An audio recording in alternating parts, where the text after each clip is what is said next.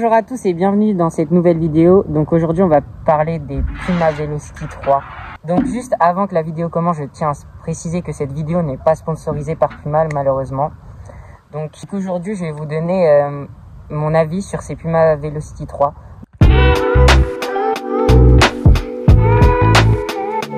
J'ai pu tester ces chaussures sur footing, des petites séances et des lignes droites. Donc je vais vous faire mon retour. Donc cette chaussure pèse 264 grammes. Elle a un drop de 10 mm.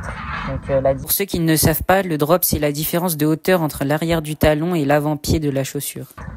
Donc elle m'a coûté 130 €. Mais ce qui est intéressant, c'est que en ce moment il y a les soldes. Donc je les ai eu à moins 40%. Donc 78 € pour cette paire. C'est vraiment, je trouve, un bon rapport qualité-prix. Donc c'est une paire principalement sur route, mais je l'ai aussi utilisée sur la piste et sur des chemins dans la nature. Je vous laisse à présent avec le test de ces chaussures. Bonjour à tous, on se retrouve pour ce petit test des Velocity 3 de Puma que j'ai acheté ce week-end.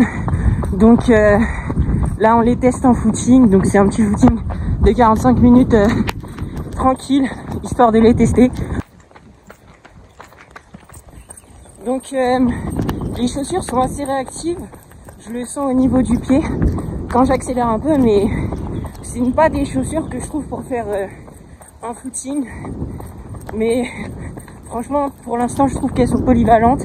On testera sur des lignes droites. Bon bah voilà, fin du footing test. Donc qu'est-ce que je peux vous dire? J'ai testé ces chaussures sur chantier et sur route. Donc on voit tout de suite la différence. Sur sentier, on sent quand il y a des bosses et des trous. Donc l'amorti, je trouve qu'il n'est pas assez présent. Enfin, si vous faites vos sorties footing, il faudra un amorti un peu plus si vous venez sur sentier, alors que sur route, au contraire, c'est parfait. Donc la chaussure a été plutôt confortable. Je me suis bien adapté avec. C'était agréable cette petite sortie. Regardez comment il fait beau au bord du loin. Donc voilà, rien à redire. À présent, je vais tester le dynamisme de la chaussure sur la route, là en faisant quelques lignes droites, et je vous ferai mon retour.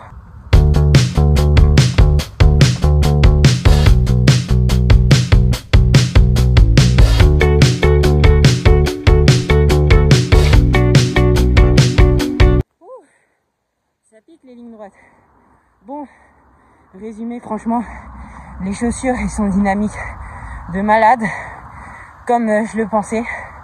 Donc je vais pas hésiter à les utiliser en début de saison prochaine sur les séances piste ou les séances route, parce que vraiment ces Puma Velocity 3 ont un dynamisme vraiment surprenant, en tout cas sur les lignes droites. Reste encore à le vérifier en séance. Maintenant je vous laisse avec les caractéristiques de la chaussure et son design. À tout de suite. Donc là je rentre de mon footing test des Puma Velocity 3. Donc n'hésitez pas à vous abonner, ça me ferait énormément plaisir. Lâchez votre plus gros like, parce que vraiment le montage de la vidéo c'est compliqué, c'est long tout seul. Et j'espère que vous kifferez cette vidéo. Bon à tout de suite. Okay, on se retrouve pour tester ces Puma Velocity 3. Donc là on va les tester sur 6 x 20-40 pour voir leur réactivité. Donc on va voir si elles envoient vraiment du lourd, ces chaussures. Voilà, fin du test de ces Puma Velocity 3. Donc comme je m'y attendais, elles répondent vraiment pas mal sur la piste.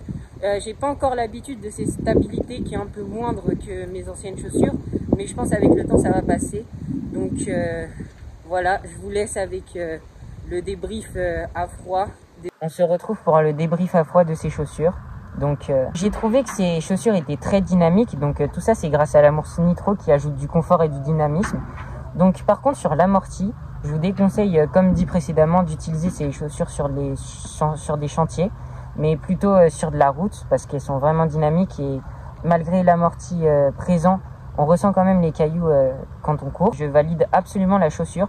Donc ce que je vous conseille, c'est de l'utiliser sur les séances sur piste, principalement, et les séances sur route, et de ne pas trop l'utiliser sur les chemins, parce qu'avec les cailloux ça va être un peu compliqué.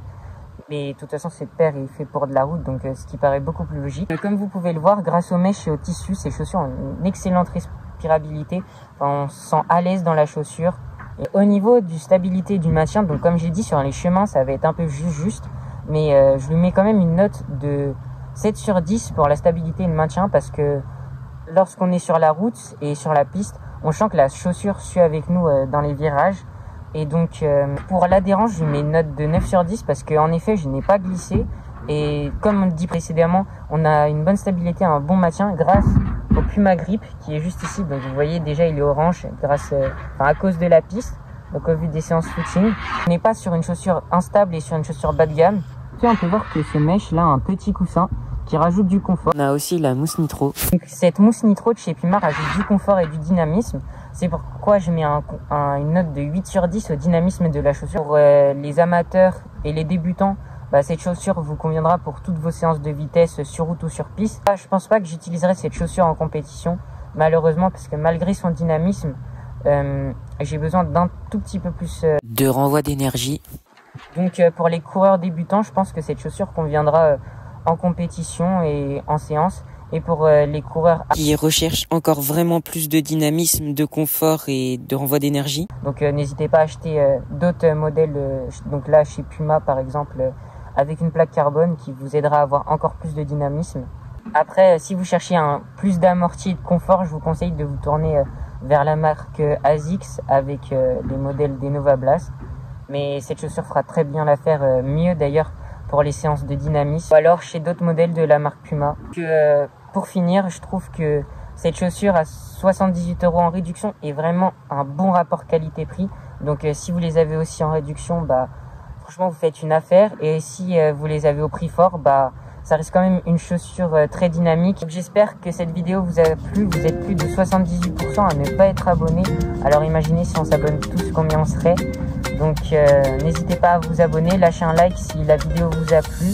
Et sur ce, je vous laisse pour une prochaine vidéo. Allez, salut!